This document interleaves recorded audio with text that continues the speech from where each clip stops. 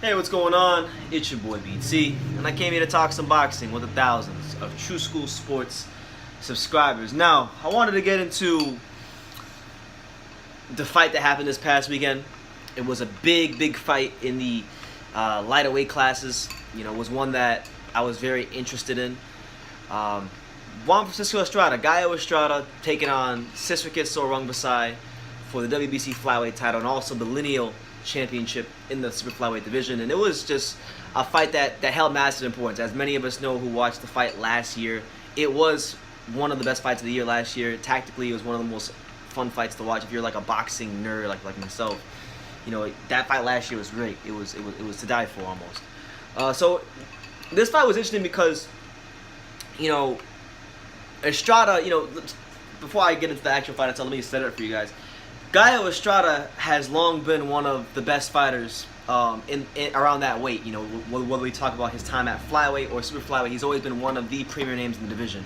He had that great fight with Roman Gonzalez all those years ago, about like 6 years ago, when he was a lot younger. You know, Roman beat him. Some people thought he beat Roman. I don't know how, but they thought he beat him. You know, he fought, but then after he lost him, he wanted to become a dominant champion. You know, he unified titles. He beat the likes of Brian Valoria, Giovanni Segura, defended his belt about 2-3 times. Then he moved up to 115. Dispatched his Carlos Cuadras relatively easily. Then he runs into Rungviasi, a guy who was just on this Cinderella run. You know, beating Roman Gonzalez twice. Gets outboxed by Rungviasi, which I never thought would happen, but it happened last year. And then now coming into this fight, he's had good wins in his career, but he needed a signature win. That win to announce himself, to say, hey, look, I am Gallo Estrada, and I am that guy. And, you know, this is the fight where he was going to do that. As for Rungviasi, you know, I mentioned earlier, this is a guy that was basically cleaning floors, eating rats, and came from third world poverty in Thailand. And you know, he got the call to fight Roman Gonzalez back in March of 2017, you know, upset Roman Gonzalez in the first fight. You know, I was very disputed. I still think to this day he lost that fight. But then he erased all doubts in the rematch, where he just completely and thoroughly iced, destroyed, and nailed Roman Gonzalez to the canvas in 4 rounds, and pretty much massacred him in what was, you know, a great performance from him, and cemented his place on the pound-for-pound list in boxing. So it was a great fight between a great matchup between two exceptional fighters in the weight class. It was number 1 versus the champion in the division. This wasn't a fight for a trinket or anything like that. These are the 2 best guys that the division had to offer, fighting each other again. So I'm just going to take you guys round by round, give you guys my little assessment of Estrada versus Rungviasi 2. Now, in the first round, you know, one thing was apparent, and it was an apparent difference from the get-go. The pace was significantly higher. It was different. It was a lot higher to begin the fight than it was in the beginning of last year's fight, because in last year's fight it took a while for the action to build up, you know. But overall, there was really good exchanges in that first round from both fighters. Estrada looked the sharper of the 2 from the get-go, and you know, just reading the body language of Rungviasi, it looked like Gallo was able to get the respect of Rungviasi early, and you see him, you know, setting traps and landing the left hook, walking him into left hooks and right hands, and you know, just a really impressive way to start the fight from Estrada. So I gave that round to him in the first. Then, you know, as we head to round 2, Juan Estrada, he's showing accuracy with a variety of punches. You know, from jabs to the head, from jabs to the stomach, to uppercuts in the pocket. Because you know, he spent a lot of time in this fight, Gallo that is, in the pocket, abusing this guy in the pocket, just straight up abusing Rungviasi in the pocket. And you know, overall, just showing very good defense, moving, rolling shots, turning them, getting them back to the center of the ring, and keeping the fight where he wanted it to be, which was the center of the ring. So through 2 rounds, you know, you have Gallo establishing some early dominance, you know, showing good offense, showing good defense, showing good ring IQ. And I would say this, from the Rungviasi side of things, he looked very flat. You know, he looked very flat. You couldn't really put your finger on why he looked different early on, but you could tell he looked different, and there wasn't that same sort of you know, drive. I don't know what it is, you know. It is worth noting that in his last fight before this one, when he fought that guy Diaz, you know, he didn't look that good in that fight. I remember someone brought that up in a hangout to me when I was live, and I went back and I watched a couple rounds, and they were right. He didn't look that good in that fight, and he had shown some signs of slowing down before this fight even happened. So he didn't look the same, but that's not to take anything away from what Gallo was doing. Gallo just fought exceptional to start the fight. So we head to round 3. You know, Gallo showing great defense, making Rungviasi miss in the pocket, which means that you got, just for those of you who may not be familiar with the terminology in the pocket is basically just like you're right there in front of the guy. So if I'm fighting you, I'm right here. I'm not running from you, so I can make you miss and I can make you pay without even having to move, or I can take a half step back, but I'm still there, you see?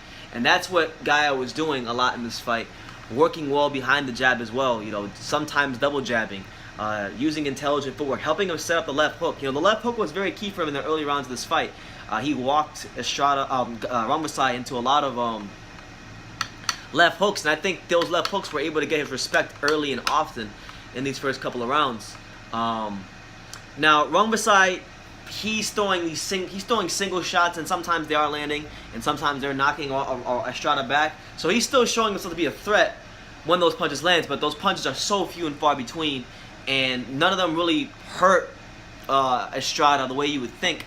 But they were dangerous shots. They got his attention, and then he got back on his bike, started moving, started boxing, being smart again. So, you know, really good round from Estrada in round 3. I liked how in this round he began to employ the double jab, and he's working behind the double jab. And he sometimes he's throwing the right hand, sometimes he's throwing the left hook behind the double jab, but oftentimes whenever he's throwing the double jab, it's landing. The third punch he throws after the double jab, it's landing.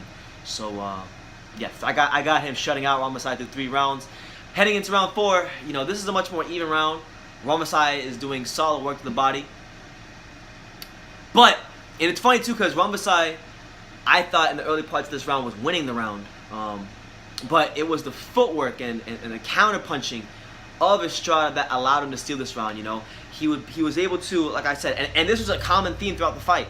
He was able to walk Rungviasi into left hooks, into counters, into sometimes jabs, sometimes, you know, and you'll notice this a couple times if you really watch, if you can really see what you're watching. Sometimes Estrada will throw a jab and then he'll switch into a hook, or throw a hook and then switch it into a jab in the middle of his punch. And he did this a couple times, and if I'm not mistaken, he did this in round 4. And you know, he did it while he was moving and walking him into these traps and that he was setting. So, you know, a better round for Rungviasi, but a round that he lost due to his inability to sustain any sort of work and just getting caught with anything that Estrada threw while setting traps. So, yeah, 10-9, Gallo Estrada. We head to round 5. Gallo Estrada up 4 rounds for me already. In round 5, it was complete domination. That might be one of Gallo's best rounds of the fight. Estrada's controlling this round with his double jab, working behind it. And this round was funny because Rungviasi, he kept switching back and forth between orthodox and southpaw, and it was this round where he fought mainly as an orthodox fighter. And what that showed me in this round is that he's very confused. He doesn't know if he should be a southpaw or orthodox. It's a known fact that he's much more powerful out of the southpaw stance, because his more powerful hand is his left hand. So if you're switching to orthodox and your left hand's in front, then it makes no sense because you're trying to get this guy's attention. You know, you're not, you know, so you know, just looks really confused. And you know, right now as I'm watching the fight at this point, I'm thinking to myself, you know, I don't see a way back for Sisterkitso Rungviasi. Those are my honest thoughts. So I got Guy up 5 rounds going into the 6th. In the 6th round, Estrada just continues dominating Rungviasi in the pocket. He even, and a key moment in this round, there was a part, I'm going to say in the latter stages of this round, where Rungviasi cuts the ring off on Estrada, and he tries to cut the distance on him while he's got the ring cut off. And Estrada literally gets shoulder to shoulder with him, pushes him, out-muscles him, and spins out to the left. And I thought that was very telling because, you know, where Rungviasi has the advantage against every fighter in the division is his strength, is his size, is his ability to bully you on the inside. And in this round, I think psychologically, Estrada was able to tell Rungviasi that, hey, you're not going to bully me. I'm not just going to beat you boxing, but I'm going to beat you in every single department. And that's what he did here in round 6. And yeah, but before that even happened in the latter stages of that round, Um, he was dominating him in the pocket, making him miss, making him pay, spinning off shots, rolling shots, throwing a short overhand right up top. Just really, really good stuff from Estrada there in round 6. So I get in that round. So he's won the whole first half of the fight for me. I could see a 5-1 scorecard if you want to be, like I know Chris Mannix had a 5-1. I could see 5-1. If you want to be nice to Rungviasi, but he was getting dominated. I had 6-0. Round 7, Estrada, this round is where his Mexican machismo began to build. He's getting so confident in this round that he's literally starts pounding his chest and asking Rungviasi to fight him toe-to-toe in the middle of the ring. He then allows himself to get into some exchanges, and this is a round where he's winning the majority of the exchanges because he's still using enough movement to land the punches and set up the punches that he needs to land to keep Rungviasi at bay and win these rounds like he's been doing the whole fight. But this round right here is where we begin to see Estrada, maybe kind of deviate from what got him this big ass lead in the first place. But it was a good round from him, and I think it was just a sign of what happened in the 6th round, where he was able to outmuscle him, and the fact that he was able to do that, he's probably feeling very confident about that as a fighter. And then in round 7, it compounded where he's pounding his chest and asking to fight toe-to-toe in the middle of the ring. So, yeah, I got him up 7 rounds, first 7 rounds clean sweep for Estrada. So, in round 8, now we see Estrada being the aggressor. We see him coming forward, pressing forward. He's bullying Rungviasi in every part of real estate, whether we're talking in the pocket, whether we're talking outside, whether we're talking mid-range. He's doing it with the hook. He's doing it with the jab. He's doing it with the uppercut. He's doing it with all kinds of punches, and it was just masterful boxing. And at this point in the fight, I'm thinking to myself, man, Estrada is delivering one of the pound-for-pound great performances of the year thus far. And I would even say, no matter what happens for the rest of the year, this will be one of the top 5 best pound-for-pound performances of the year. Because, I mean, he's taking a guy, Rungviasi, who just outboxed him in their last fight, who just beat Chocolatito Gonzalez twice, and he is reducing him into a D-class journeyman, straight up. And that's what he continued doing in round 9. It became like a broken record. He just outboxing him, using the jab, using the footwork, using the feints, using the hook, using everything, and he's reducing Rungviasi into a D-class journeyman. So, through 9 rounds, I have Estrada up, winning all 9 rounds, literally. And then round 10 is where Rungviasi finally breaks up the no-hitter, as they would say in baseball. He nearly scored a knockdown in this round. Estrada kind of slipped and his glove didn't touch the canvas, but he landed a punch off of it. He's having some success. He's fighting southpaw. His corner finally realizes that they need to be fighting southpaw. And landed punches flush, going to the body really well. Beginning to look like the Rungviasi that we're accustomed to seeing. So this is a round where, I thought he edged it, and I gave him this round. 10-9 Rungviasi for that round. And then going into round 11, you have Rungviasi.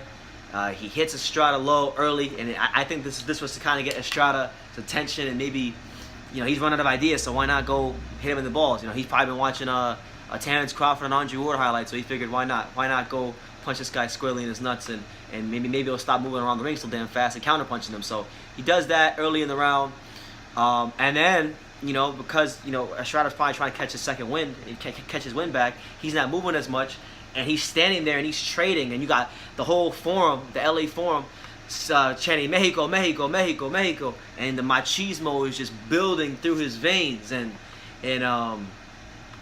he makes the mistake of trading, and he's just getting lit up by Rungviasi. You can see Rungviasi is beginning to slowly fight with more confidence, but it's one of those cases in boxing of maybe too little, too late. But regardless of the fact, I thought it was his best round of the fight. A clear 10-9 round for Rungviasi, and that was that. And then in round 12, Rungviasi finishes strong in the fight, but Estrada is able to get his legs back under him, finds rhythm in the pocket again, and starts lighting Rungviasi up in the pocket with just flush punches. So I gave that round to Estrada, and my final score for this fight was 118-110. Juan Francisco Estrada. Just a masterful performance from Gallo Estrada. Just looked really, really good in this fight. There were points in this fight where I sat here and I watched this fight from Gallo Estrada, and I said to myself, this guy right now, with the way he's fighting, he looks like the Floyd Mayweather of this weight class. With the way he was slipping punches and counter punching, and he was kind of like a hybrid, somewhere in the middle of Mayweather and Juan Marquez. That was Gallo Estrada in this fight for the first 8 to 9 rounds. Just fought a masterful fight. His only mistake, I believe, was the machismo and him wanting to prove his manhood. He sat there and he traded with Gallo Estrada. Stuff like that is the reason why, even though I would favor him against Roman Gonzalez if they fought again, I don't think he would be such an easy fight against. I don't think Chocolatito would be such an easy fight for him, even though Roman is not his best anymore, because he's going to want to prove a point against Roman Gonzalez, and the machismo will build up, and he'll play right into Roman's hands. So, just a great performance from him. To me, he's definitely on my pound for pound list. I'm gonna be releasing my pound for pound list probably sometime next week after Canelo's fight, because I want to see how his Canelo first, but he's definitely going to be on my pound for pound list. Gallo Estrada has long been one of the best fighters in boxing, but now he has a signature win. Now he has, became the man at 115, and he has risen as the man at 115. And now there's some big fights out there for him. They could do a third fight, and he could really put it to bed, Rungviasi, and erase all doubts for good. But I think he was so dominant in this fight that I wouldn't even be mad at him if he didn't give Rungviasi a rematch, to be honest with you. So that's that. He could unify titles with German and Cajas, who I know wants to fight him. And Cajas has been a fighter that's, he needs a big fight like that to kind of cement his place in the division. So that'd be a big fight. Roman Gonzalez is still in the weight class, so maybe Gallo wants to give Roman that rematch and try to avenge that loss. So we'll see what happens with Gallo. But not only do I think he's a pound for pound fighter, I think he has legitimate claim. And I've been saying this for years in videos, and people say, "Oh, BT, you're just saying that because Roman beat him and you want to hype Roman up." No. I classed Estrada very highly, have for years, and I think with this one right here against Rungviasi, because you got to understand, he took a guy in Rungviasi who, coming into this fight for me and many people, was a bona fide top 5 pound for pound fighter, the lineal champion in one of boxing's best weight classes. Okay, just beat all-time great 2 fights in a row. Just outboxed Gallo, okay, in the last fight. His resume is better than Terrence Crawford. His resume is better than Canelo. His resume is better than a lot of guys that people want to hype up. From Lomachenko. His resume, he's got better quality wins in his resume than Lomachenko. Better quality wins in his resume than Terrence Crawford. Better quality wins in his resume than a lot of guys on the pound for pound list, than Errol Spence, than Mikey Garcia, than all these guys that people want to hype up. And Estrada took that guy. Estrada took that same guy who was getting all these wins, who was a top 5 pound for pound fighter, and he reduced him to looking like a D-class journeyman on the night. And to do that, it takes a special kind of a fighter. It takes a special kind of performance. And I think he has a legitimate claim to being not just a pound for pound fighter, but the best Mexican fighter in boxing. Better than Canelo, better than Jose Ramirez. I've always said this, that he's the best he's the most skilled Mexican fighter in the world. But on this night, he showed it. On this night, he got a signature win, and I couldn't be more happier for Gallo Estrada, because he's long been overlooked, and now you can no longer look Gallo Estrada if you're talking boxing. So just overall great performance from him. Ideally, the next fight I'd like to see for him will be for him to either probably unify titles and go for Juan on Cajas. Cajas would be a good style matchup, as Cajas is a quick southpaw, good counterpuncher himself as well. So it'd be a good test of patience and quality for Estrada. I wouldn't mind seeing that one. As a Chocolatito fan, I don't want Roman to lose that fight against Estrada, because then Estrada will be looked at in a much greater light. But there are some people out there that think Gallo beat Roman in their fight all those years ago, which I don't know how. Roman was backing that boy up and piecing him up to the body. But Estrada has matured. He's gotten a lot better since then. This is more of his natural weight class, so I would favor him in this fight if they had a rematch. But I'm telling you, man, some things I saw like the machismo and him wanting to sit there and trade and be a Mexican warrior. If he does fight Roman Gonzalez in the second fight and he winds up getting his ass tore up, that'll be his undoing. Because Roman Chocolatito Gonzalez in the pocket, throwing combinations. I know he's not what he was in 2015 or even 2016, but he's still one of the best out there. And you can't be doing that against Chocolatito Gonzalez. He would have to fight. To beat Roman Gonzalez, he would have to fight the way he did against Rungviasi the first 9 rounds, the whole fight. And that might not even be good enough. So, there's options out there for him, but let him have his moment. He is the man in the division. He is the lineal champion. He is the guy. He beat the man who beat the man in Rungviasi As for Rungviasi, I mean, where does he go from here? I don't know. It ends one of the boxing's great championship runs, Cinderella runs, from beating Roman twice to, beating Estrada and now boxing him in the first fight. They can do a third fight. Maybe he can go try to fight in Cajas or Cali or 5. But one thing is for sure, something hasn't looked right with him over the last 2 fights. Going from the Diaz fight to now, he hasn't looked like that Rungviasi that was winning the title. So we'll see what happens. But overall, it's a really good fight. So once again, my final score is 118-110 for Gallo Estrada. He outboxes Sisukitsu Rungviasi and solidifies his spot on the pound-for-pound list and puts his claim in as potentially the best Mexican fighter in all of boxing.